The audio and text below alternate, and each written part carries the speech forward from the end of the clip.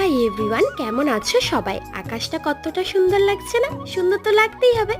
আজকের দিনটা হলো নীলের বাতি। মা তো আগে আগে এগিয়ে চলেছে, বাট আমাকে তো তোমাদের সাথে ভিডিওটা শেয়ার করতে হবে। আমি আগেও এই মন্দিরে এসেছি, কিন্তু এই নীলের বাতির দিন এত বড় মেলা বসে আগে আমি দেখিনি। তাই ভাবলাম চলো তোমাদের সাথে শেয়ার করা যাক। দেখে বুঝতেই পারছো যে কত ভিড়, কি তাই না?